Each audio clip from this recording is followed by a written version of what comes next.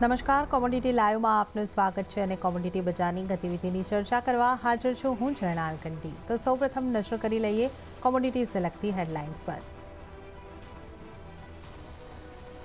હૂતી વિદ્રોહીઓના નિયંત્રણવાળા વિસ્તારો પર અમેરિકા અને બ્રિટનના હુમલાથી ક્રૂડમાં તેજી, ભાવ $1થી વધારે વધી $78 પાર। સોનાને સેફ હેવન બાઇંગનો સપોર્ટ, કોમેક્સ ઉપર સોનું 2055ને પાર પહોંચ્યું તો ચાંદીમાં પણ પોઝિટિવ કારોબાર। ખાદ્ય તેલ પર ફોકસ, ભારત દુનિયાનો સૌથી મોટો ઇમ્પોર્ટર દેશ હોવા છતાં ડિસેમ્બરમાં ઇમ્પોર્ટ 16% ઘટી 1.31 મિલિયન ટન રહ્યો। અને ડિસેમ્બરમાં મોંઘવારીની માર અનુમાનથી વધારે, રિટેલ મોંઘવારીની ગતિ 5.57%થી વધીને 5.69% પર પહોંચી। તાજ ઇન્ડસ્ટ્રીયલ પ્રોડક્શન 8 મહિનાના નીચલા સ્તરો પર। આજે બપોરે આવશે હોલસેલ મોંઘવારીના આંકડા।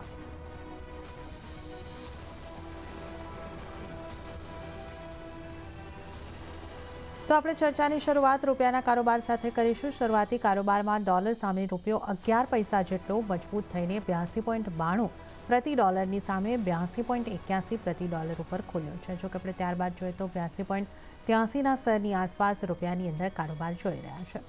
ડોલર ઇન્ડેક્સને જો આપણે જોઈએ તો 102.37 ઉપર દેખાઈ રહ્યો છે, એટલે કે રૂપિયાની અંદર એક મજબૂતી આવતી દેખાઈ રહી છે।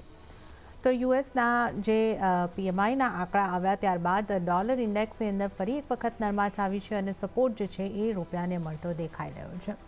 આ ઉપરાંત ક્રૂડમાં પણ એક ઘટાડો આવ્યો હતો તો ત્યાંથી પણ એક રૂપિયાને સપોર્ટ મળતો દેખાઈ રહ્યો છે। તો રૂપિયાની અંદર આપણે થોડી મજબૂતી સાથે કારોબાર અહીંયા આગળથી જોઈ રહ્યા છે। તો આ સીધી આંકડાઓની અસર જે છે અહીંયા આગળથી આવતી દેખાઈ રહી છે। અને જે રીતે આપણે જોઈએ કે ડોલર ઇન્ડેક્સ જે છે એ 102ની ઉપર આપણને અહીંયા આગળથી દેખાઈ રહ્યો છે। 102.37ની આસપાસ ઉપલા સ્તરેથી થોડી નરમાશ અહીંયા આગળથી આવતી દેખાઈ રહી છે।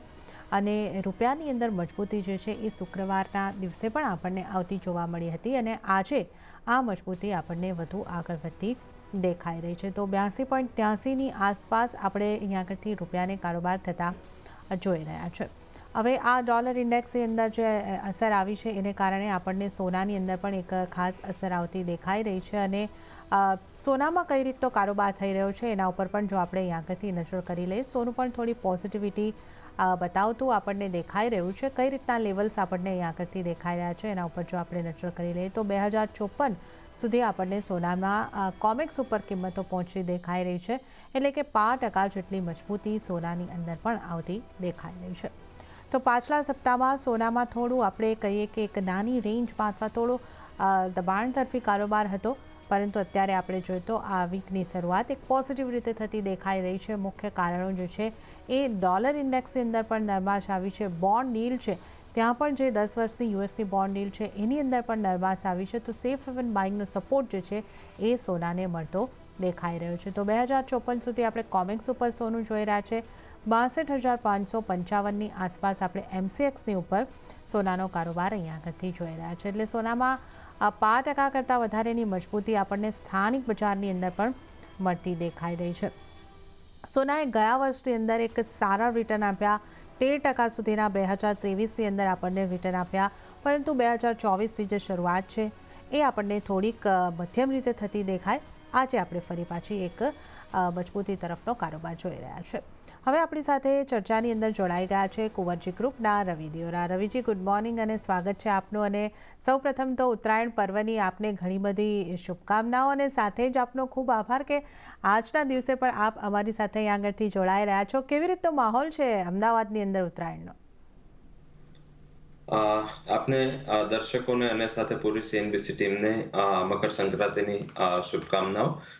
ડેફિનેટલી જે રીતે માહોલ બની રહ્યો છે, હાલાકી આપણે તો માર્કેટ ચાલુ હોય છે તો એના હિસાબે આપણું જે પૂરું ફોકસ છે એ ફોકસ માર્કેટ પર આ વખતે વધારે હોય છે, કારણ કે આમ જોઈએ તો ઉત્તરાયણની રજા હોતી નથી।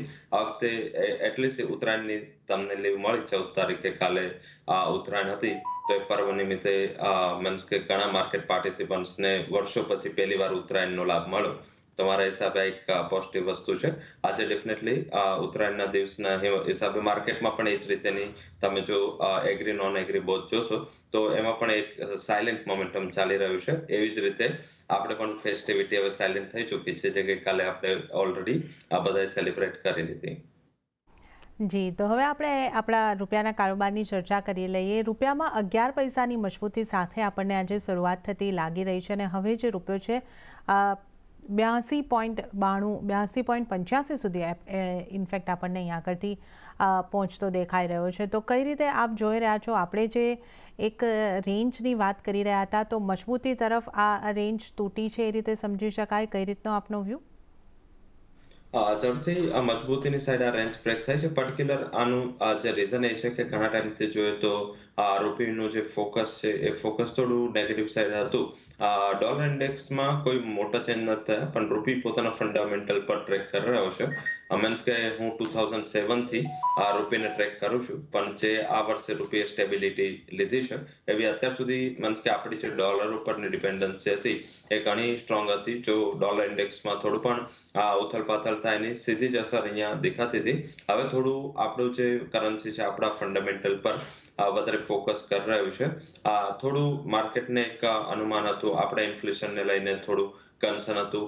યુએસ ઇન્ફ્લેશન જે ગુરુવારે આવ્યું હતું એને લઈને માર્કેટ થોડું કન્સર્નમાં હતું, પણ જે પીપીઆઈના આંકડા આવ્યા એમાં પણ પર્ટિક્યુલર જોઈએ તો થોડું માર્કેટને રાહત મળી કે હજી મીન્સ ઇન્ડસ્ટ્રીયલ લેવલે એટલે ઇન્ફ્લેશનને હટ નથી થયું.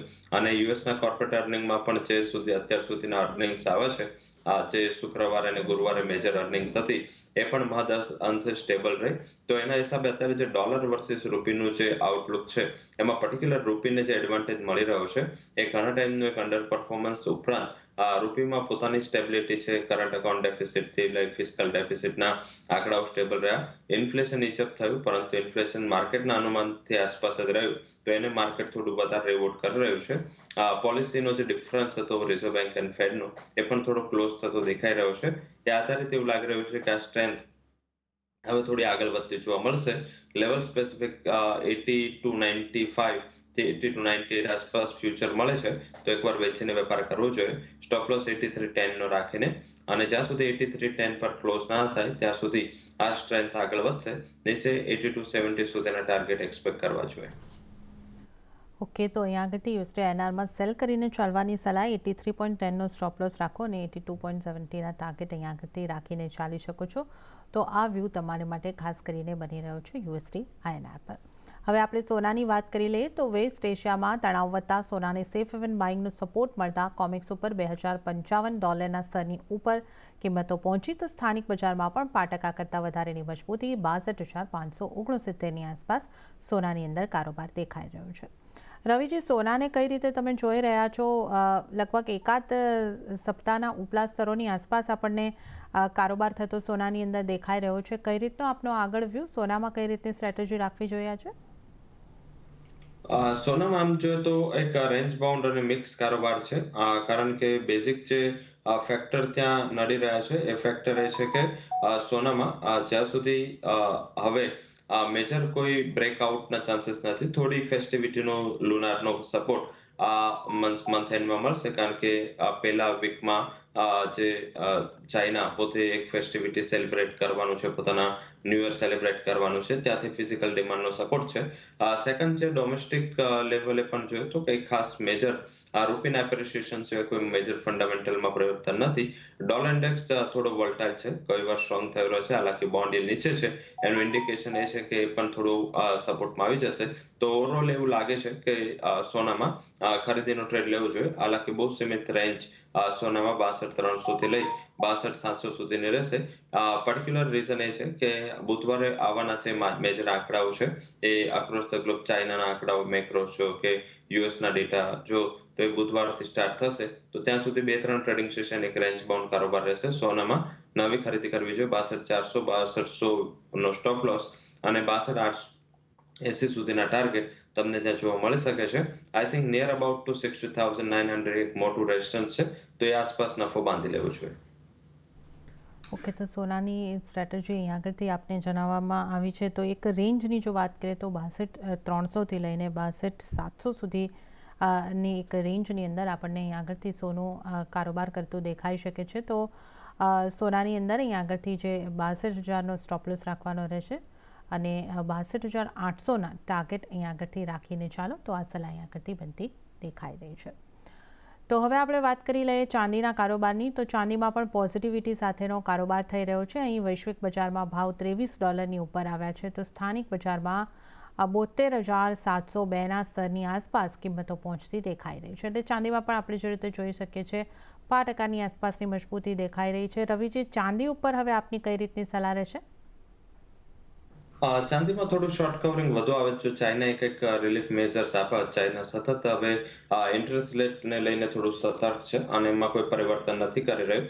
એના હિસાબે બેઝ મેટલ્સની જે સબડ્યુડ પરફોર્મન્સ છે એની એક નકારાત્મક મૂવમેન્ટ ત્યાં પડી રહી છે. અધરવાઇઝ આમ જોઈએ તો ગોલ્ડના કરતાં જે બેઝ મેટલના રેશન્સ હતા એ સપોર્ટમાં રહ્યું છે. તો મારા હિસાબે કોઈ વધારે વીકનેસના ચાન્સીસ નથી. 72,400 થી 72,500 વચ્ચે સપોર્ટ સારું છે. તો લેવલ સ્પેસિફિક 72,500 આસપાસ ખરીદી કરો. સ્ટોપ લોસ 72,100 રાખો ઉપરની બાજુ. 73,200 સુધીના લેવલ જોવા મળી શકે છે. બોન્ડ yield નીચે છે. ડિસ્પાઇટ કે ઇન્ફ્લેશન વધીને આવ્યું, હજી પણ મોટાભાગના માર્કેટ પાર્ટિસિપન્ટ્સ છે જે બોન્ડ માર્કેટને માને છે કે ઇન્ટરેસ્ટ રેટના કટ છે માર્ચથી ચાલુ થશે. તો આના હિસાબે મને એવું લાગી રહ્યું છે કે એટલીસ્ટ બુલિયનને આનો એક સેન્ટિમેન્ટ સપોર્ટ મળવું જોઈએ. તો હવે આપણે મેટલ્સના કારોબારની આગળથી ચર્ચા કરી લઈએ. તો ચાઇનાની સ્થિર પોલિસીને કારણે બેઝ મેટલ્સની કિંમતોને સપોર્ટ મળ્યો છે. ચાઇનાએ ઇન્ટરેસ્ટ રેટ 2.5% પર યથાવત રાખ્યા છે, જેને કારણે મેટલ્સની અંદર ખરીદારી જોવા મળી. જોકે શરૂઆતી કારોબારમાં સ્થાનિક બજારમાં નાની રેન્જની અંદર મેટલ્સની અંદર કામકાજ થતું દેખાઈ રહ્યું છે. રવિજી, કઈ રીતે તમે હવે જોઈ રહ્યા છો જે રીતે ચાઇના પોતાની પોલિસીને અહીંયા આગળથી સ્ટેબલ રાખવાના અહીંયા આગળથી સંકેતો આપણને મળી રહ્યા છે, જે લેન્ડિંગ રેટ છે એ પણ સેમ ટુ સેમ રાખ્યા છે. કઈ રીતે તમે જોઈ રહ્યા છો? કોપરમાં હવે કોઈ રિકવરી કે મજબૂતી આવતી આપણે તેમજ અન્ય મેટલ્સમાં પણ જોઈ શકીએ છીએ. કઈ રીતનો આપનો વ્યૂ બેઝ મેટલ્સ ઉપર? ઝડપથી રેટ સ્ટેબિલિટી છે એ આઈ થિંક આમ લાંબા સમય માટે એક સારું પરિબળ ગણાય. પણ ઓવરઓલ જે છે આ સ્ટેબિલિટી જરૂરી છે. પણ સાથે અત્યારે જે માર્કેટનું અનુમાન એવું હતું કે ચાઇના તરફથી કોઈ ઘણા ટાઈમથી મીન્સ કે પોલિસીને સ્ટેબલ રાખી છે અને હજી મીન્સ કે એમાં આટલું મોટું પરિવર્તન ઇકોનોમિક ડેટામાં નથી દેખાઈ રહ્યું. એટલે માર્કેટનું એવું અનુમાન હતું કે ચાઇના ફરીથી કોઈ રેટ કટ કરશે. 20 થી 50 બેઝ વચ્ચેની માર્કેટને અનુમાન હતી. એની સામે રેટમાં કોઈ ચેન્જ ના થયો અને રેટ કટ ના થયા અને એના જ હિસાબે મેટલ્સ આજે હાયર લેવલથી થોડું રેઝિસ્ટન્સ ફેસ કરી રહ્યું છે. હાલાકી જે માર્કેટનું ટોટલ ફોકસ છે એ હવે બુધવારે આવનારા ચાઇનાના ઇન્ડસ્ટ્રીયલ ડેટા અને જીડીપી ગ્રોથના આંકડા ઉપર છે. તો આઈ થિંક આંકડાઓ સુધી થોડું કન્સોલિડેશન હશે. બંને સાઈડની મોમેન્ટમ જોવા મળી શકે છે. હાલાકી બહુ મોટી પોઝિટિવિટીની આશા ના રાખવી જોઈએ. આંકડાઓ જો સપોર્ટિવ આવે છે તો મારા હિસાબે ત્યારબાદ તમને એક સારી રિકવરી બેઝ મેટલના પ્રાઇસમાં બુધવાર ઓનવર્ડ દેખાતી જોવા મળે. હાલના લેવલે મિક્સ ટ્રેડ છે. થોડું ટ્રેન્ડ પણ મિક્સ રાખવું જોઈએ. પરંતુ જે કોપર અને એલ્યુમિનિયમ આ બે બેઝ મેટલ્સમાં થોડા સપોર્ટ ઝોન આસપાસ કામ થઈ રહ્યા છે. 712નો સપોર્ટ કોપરમાં છે. ખરીદારી કરો 707ના સ્ટોપ લોસથી. એક લિમિટેડ અપસાઇડ 720ની જોવા મળશે. જ્યારે એલ્યુમિનિયમ 201 આસપાસના લેવલે ખરીદારી કરો 199.70ના સ્ટોપ લોસથી અને ઉપરની બાજુ ટાર્ગેટ 203.20નો જોવા મળી શકે છે.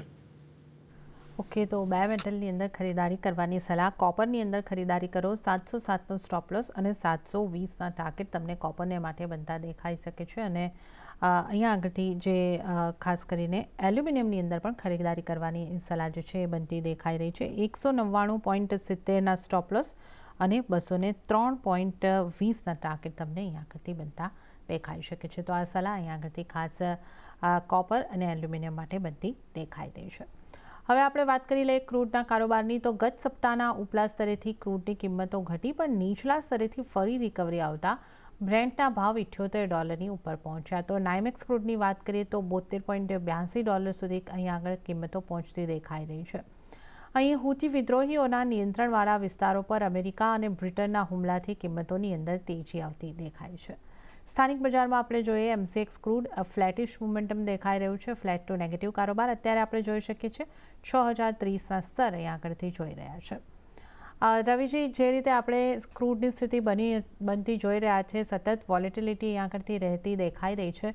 હવે આ હુતી વિદ્રોહીઓના નિયંત્રણવાળા વિસ્તારો પર અમેરિકા અને બ્રિટનના હુમલાથી એક ક્રૂડની ઉપર એક ઇમ્પેક્ટ આવતી દેખાઈ રહી છે. તો આ ઇમ્પેક્ટ કેટલી રહી શકે છે કે આ માત્ર ટેમ્પરરી રહેશે? કઈ રીતે તમે જોઈ રહ્યા છો અને કઈ રીતે હવે આપણે ક્રૂડમાં કારોબાર કરવો જોઈએ? આના હિસાબે ન્યૂઝ ફ્લો વધારે રહેશે, બાકી કંઈ ખાસ ના થાય, કારણ કે ઇન કેસ જો યુએસ અને યુકે ટ્રાય કરી રહ્યા છે, એ જે સપ્લાયના ડિસ્ટર્બન્સીસ મીન્સ કે એમના હુમલાથી આવી રહ્યા છે, એને દૂર કરવા માટે ટ્રાય કરી રહ્યા છે. જો એ થશે તો મારા હિસાબે એ સપ્લાયમાં રહેશે. હાલાકી હજી પણ આ ગ્રુપ છે એના ટાઈપથી ઘણીવાર આગળ વિક્ષેપ થયા છે. થોડું મીન્સ કે આનો રિસ્પોન્સ હજી શું આવશે એના ઉપર પણ માર્કેટનો ફોકસ છે. કારણ કે જો એમાં કંઈ કાઉન્ટર રિસ્પોન્સ આવશે તો મારા હિસાબે ડેફિનેટલી પ્રાઇસ માટે એક બૂસ્ટર હશે. તો આઈ થિંક એના ઉપર વોચફુલ રહેવું જોઈએ. થોડું શોર્ટથી બચવું જોઈએ, કારણ કે આનો રિસ્પોન્સ કે એવા કંઈ ખાસ ન્યૂઝ આવશે તો મારા હિસાબે આ પ્રાઇસ થોડું સપોર્ટ રહેશે. સેકન્ડ, કે ઓપેકની મિટિંગની ડેટ આવી ગઈ છે. એ પહેલા આ ઈરાનનો ઇસ્યુ છે, તો આઈ થિંક ડેફિનેટલી ઓપેકની મિટિંગમાં પણ ડિસ્કસ થશે. આઈ થિંક આ એક ખાસ એવી મિટિંગ રહેશે. મારા હિસાબે ઓપેકની મિટિંગ ઉપર વધારે ફોકસ માર્કેટનું છે. તો આઈ થિંક આ બંને ઇવેન્ટ ઉપર ફોકસ કરતા રહેવું જોઈએ. થોડું ન્યૂઝ ફ્લો છે તો ઓપ્શનનો યુઝ કરી શકો. ઓપ્શનના પ્રીમિયમ પણ ખાસા એવા સ્ટેબલ છે. પણ ફ્યુચરની વાત કરીએ તો 60 આસપાસ એકવાર ખરીદારીનો કોલ લેવો જોઈએ. 6000ના સ્ટોપ લોસથી ઉપર 6160-70 સુધીના ટાર્ગેટ તમને અપ્રોચ થતા જોવા મળી શકે છે. ઓકે, તો ક્રૂડમાં ખરીદારી કરીને ચાલવાની સલાહ. અહીંયા આગળથી 6060ની આસપાસની કિંમતોથી તમે ખરીદારી કરી શકો છો. 6000નો સ્ટોપ લોસ રાખો. 6160 સુધીના ટાર્ગેટ તમને ક્રૂડની અંદર આવતા દેખાઈ શકે છે. તો ક્રૂડમાં હાલ અહીંયા આગળથી ખરીદારી તરફ રહેવાની સલાહ બની રહી છે. નેચરલ ગેસની વાત કરી લઈએ તો શરૂઆતી કારોબારમાં નેચરલ ગેસમાં 4%ની આસપાસ, ઇનફેક્ટ 5%ની ઉપર આપણને દબાણ બનતું દેખાઈ રહ્યું છે અને 259ના સ્તર સુધી આપણને કારોબાર થતો દેખાઈ રહ્યો છે. રવિજી, નેચરલ ગેસની અંદર મોટો ઘટાડો આવતો દેખાઈ રહ્યો છે. કયા કારણો અને આગળ કઈ રીતે કારોબાર કરવાનો રહેશે? કારણ વેધર રિપોર્ટ છે. હવે મીન્સ ઇન્વેન્ટરી કરતા વેધર રિપોર્ટ વધારે ફોકસમાં રહે છે. આઈ થિંક જે માર્કેટનું, હાલાકી વેધરમાં પણ એવું કંઈ મોટી હીટ વેવનું કે પછી ઓછી ઠંડીનું અનુમાન નથી. હાલાકી જે આ સ્ટ્રોમ હતું એના રિલેટેડ થોડા કન્સર્ન્સીસ થયા આ રિપોર્ટ પ્રમાણે, તો એ એક ફેક્ટર ત્યાં ડિસ્કાઉન્ટ થઈ રહ્યું છે. મારા હિસાબે આ વોલ્ટાલિટી રહેશે, બંને સાઈડના ટ્રેડ રહેશે, પણ સેન્સ પોઝિટિવ છે. નેચરલ ગેસમાં આ જે ઘટાડો મળ્યો છે એને ખરીદીની તક તરીકે જોવું જોઈએ. લેવલ સ્પેસિફિક 255ના લેવલની રાહ જોઉં. 255 જો મળે છે ફરીથી ખરીદી કરી લો. સ્ટોપ લોસ 249.60 અને ઉપરની બાજુ 272 સુધીના ટાર્ગેટ હું અનુમાનિત કરી રહ્યો છું. ઓકે, તો અહીંયા આગળથી ખરીદારીની સલાહ, પરંતુ 255 એટલે ઘટાડે ખરીદી કરીને અહીંયા આગળથી તમે ચાલી શકો છો. 249.60ના તમારે સ્ટોપ લોસ રાખવાના રહેશે અને 272ના ટાર્ગેટ તમને બનતા દેખાઈ શકે છે. તો નેચરલ ગેસમાં વેધર રિપોર્ટનો ઇમ્પેક્ટ એક આવતો દેખાઈ રહ્યો છે. તો હવે આપણે એગ્રી કોમોડિટીના કારોબારની ઉપર જો નજર કરી લઈએ તો ગુવાર પેકમાં 0.5%ની ખરીદારી આવતી જોવા મળી. તો મસાલા પેકમાં જીરા અને ધાણાની અંદર નરમાશ છે, પણ હળદરમાં 2%થી વધુની મજબૂતી જોવા મળી રહી છે. સાથે જ એરંડામાં પણ 5%થી વધુની નરમાશ. તો કપાસિયા ખોળમાં પણ ફ્લેટ ટુ પોઝિટિવ સંકેતો મળતા જોવા મળી રહ્યા છે.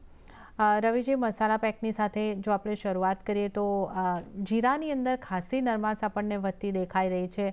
આખા મહિનામાં પણ લગભગ 25% કરતાં વધારે કિંમતો જીરાની ઘટી ગઈ છે. જીરા, ધાણા, હળદર, મસાલા પેકને કઈ રીતે જોઈ રહ્યા છો?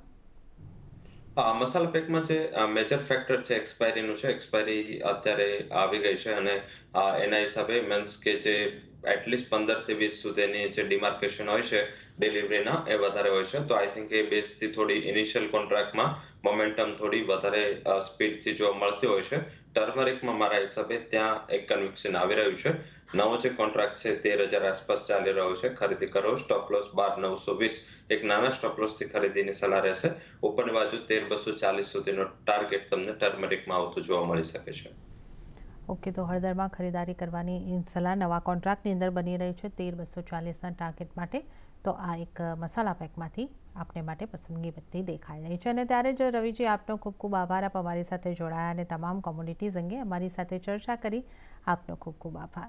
અને સાથે જ કોમોડિટી લાઈવમાં હાલ પૂરતું આટલું જ. મને પણ આપશો રજા, પરંતુ જતાં આપને ફરી એક વખત યાદ કરાવી દઉં કે તમારા સારા રિસ્પોન્સ અને ડિમાન્ડને કારણે ફરી એકવાર CNBC આવાઝ લઈને આવી રહ્યું છે FNO ગુરુકુળ, જે પહેલાં કરતાં પણ વધારે ધમાકેદાર રહેશે, જેમાં ફ્યુચર એન્ડ ઓપ્શન્સના સફળ ટ્રેડર્સની મળવા અને શીખવાની એક ખાસ તક મળશે.